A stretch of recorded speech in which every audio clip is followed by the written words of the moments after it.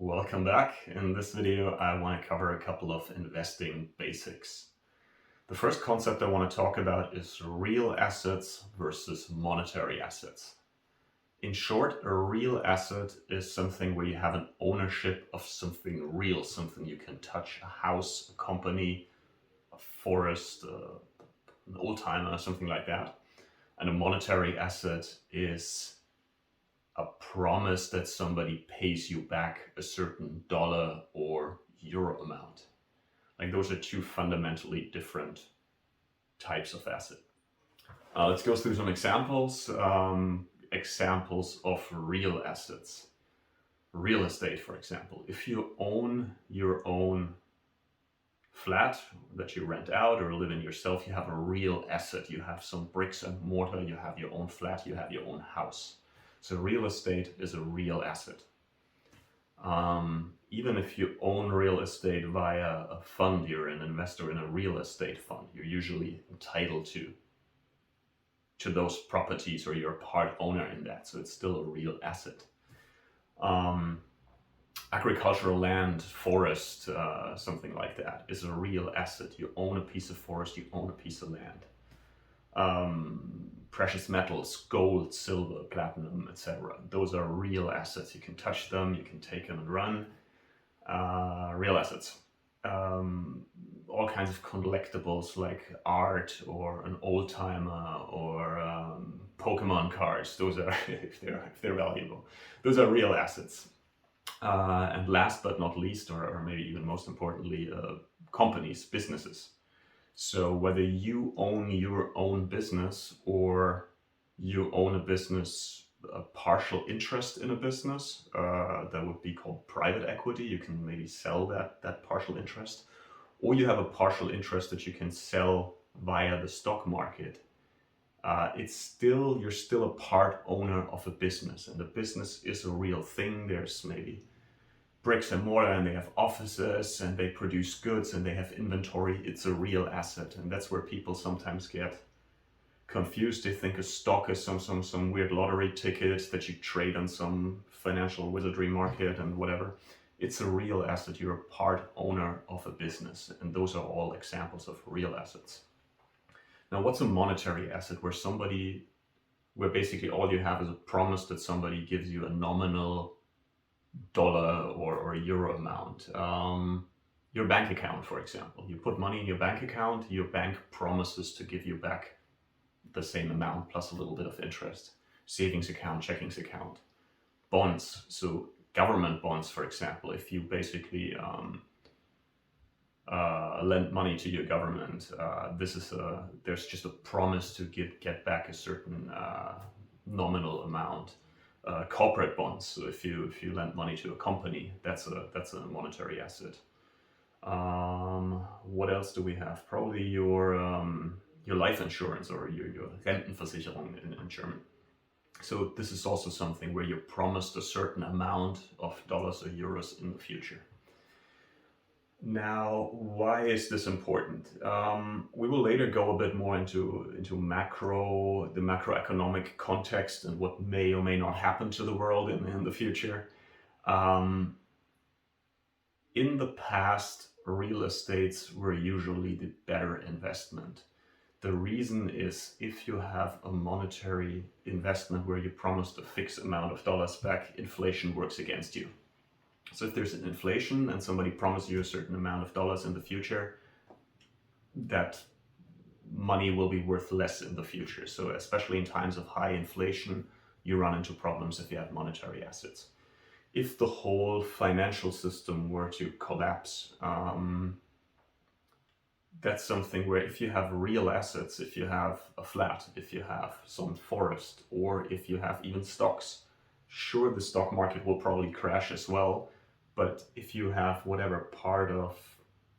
you own part of Nestle, for example, Nestle will be back and making their chocolates and whatever they do in the future, and you still have maybe the same partial ownership in that company, and you own a real thing. But if you have money in the bank, if you have government bonds, you may have a haircut on those bonds, or you may in a currency reform, lose the money on your bank account.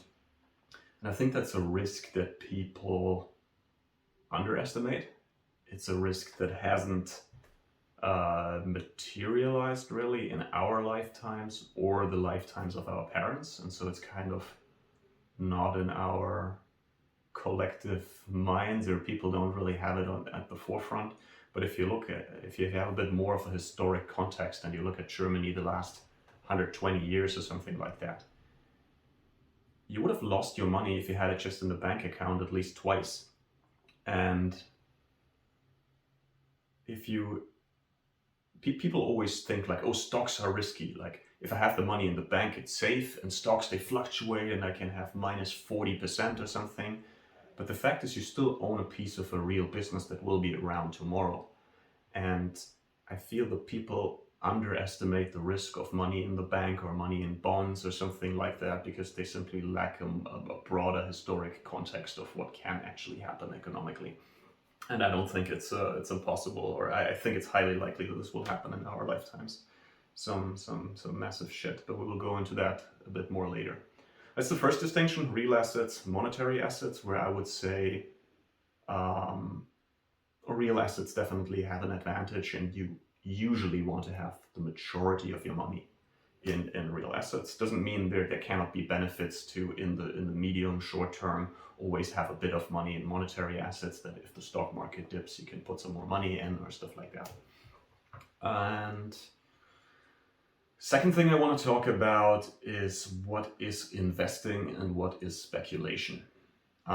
This distinction comes from Benjamin Graham. He was a finance professor at Columbia University and the teacher basically of Warren Buffett. And he made this distinction first between investing and speculation. Sensible investing, if you invest, it means you buy something for less than it's worth usually.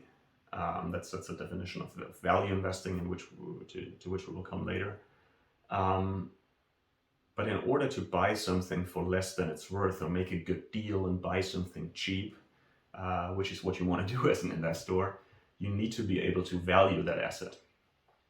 And how can you value something, and what can you actually value?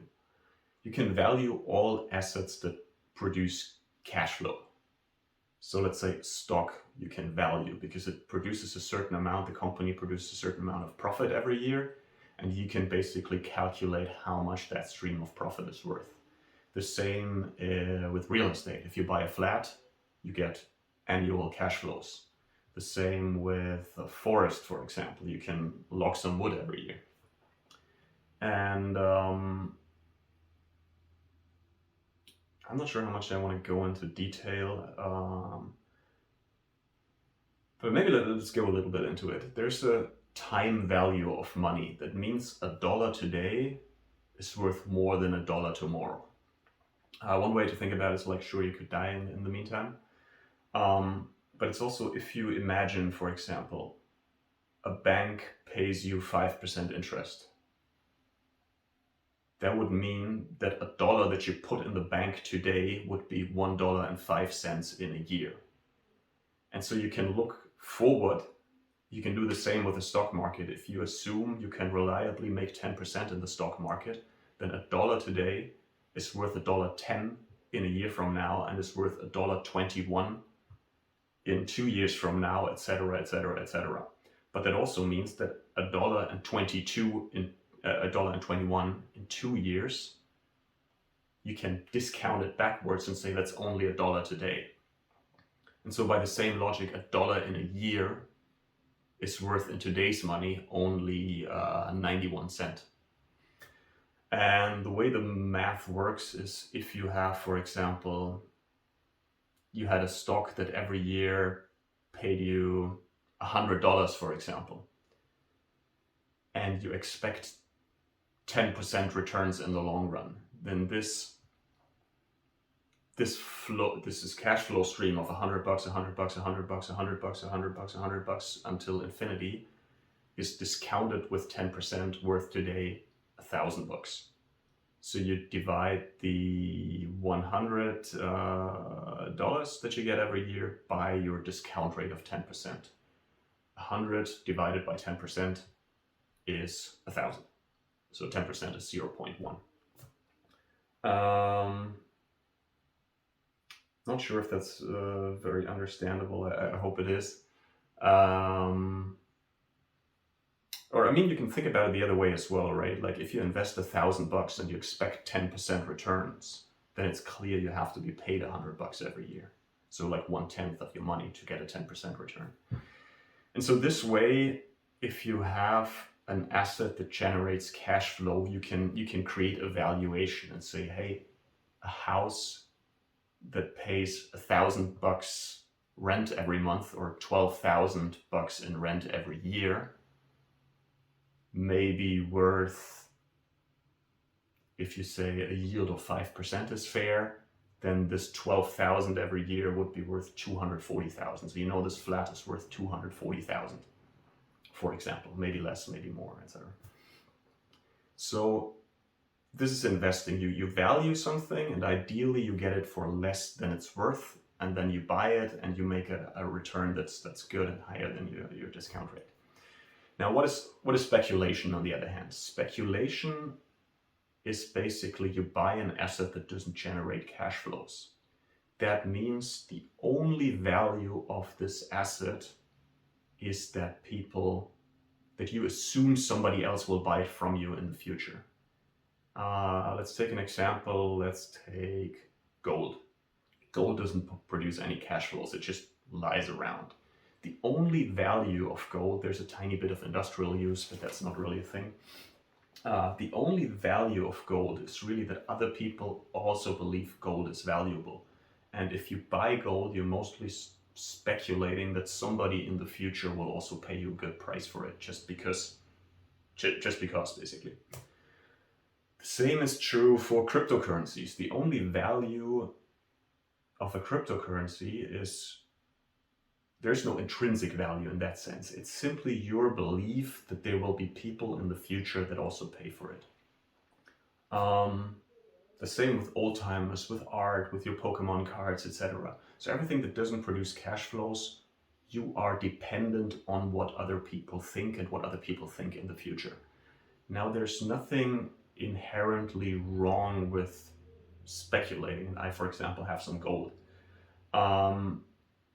The problem with speculating is that people tend to be not very good at predicting what other people want in the future. It's not a very easy game to play. It's actually quite hard, and it's not very, it's not very reliable. And there are a couple well-known speculators in the world that made money with speculation. But if you look at the Forbes list, you find a lot more investors that made their money with real estate, that made their money with stocks, that made their money with private equity.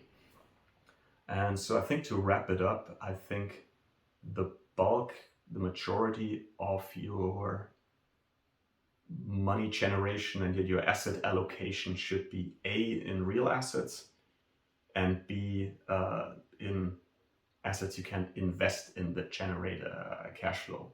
Another point on investing is if you invest in something that produces a cash flow, you wouldn't mind if the stock market closes for the next 10 years, or if there's a giant crash, or if nobody buys your flat from you, because you know you generate income from the rent of your flat, or you generate income from that company or something like that. Whereas if you speculate, you're always dependent on the market and other people being there to buy it from you. And so yeah, as I said, majority of your money, I think, should be in investments into real assets. So that means real estate, stocks, could be private equity if you have access to it, probably not. So I think for private investors, usually, in my opinion, the two categories that really make sense and are available are stocks and real estate.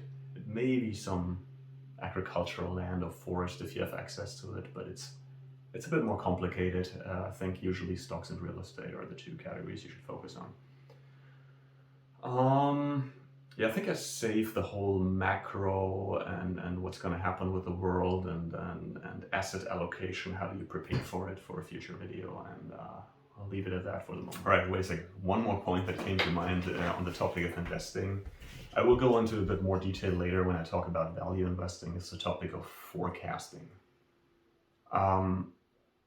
It just doesn't work very well. Like, intuitively, that's what people are drawn to and what everybody tries. They think, okay, I invest money today. I want to make a good return. So what matters is what happens next, right? It's about if I invest in stocks, then I hope this stock will go up, or I hope the stock market will go up, or what's the economy going to do this year? Will there be a crash this year, or something like that? And people are intuitively constantly drawn towards forecasting. Everybody tries to forecast. Macroeconomists forecast, investors forecast, private investors forecast. Everybody tries it, but it just doesn't work very well. It's like there's macroeconomists are constantly wrong. Investors that play the forecasting game are constantly wrong. Private investors are terribly wrong when it comes to those things. And so what's the alternative, really? The alternative, and I will go into this more in the value investing video, is to simply not forecast, to put your money, to allocate it into a couple different asset classes. And then, for example, if you pick stocks, you treat them like any other real asset. You treat them like as if you were buying tomatoes on a market. So if the tomatoes are cheap, you buy some tomatoes, and you're happy to buy cheap tomatoes, and that's it. You're not trying to guess whether tomorrow the tomatoes are more expensive or cheaper again, or something like that. But you simply take the prices that the market offers you today, for example, for stocks, and if they're cheap, you're going to buy it, and if they're not cheap, you're not going to buy it. And yeah, I think I will talk a bit more about it in future videos, but this whole, if you can take one thing away from this, it's like forecasting doesn't work. And whenever you find yourself forecasting of like, oh, what's going to happen next in the market, and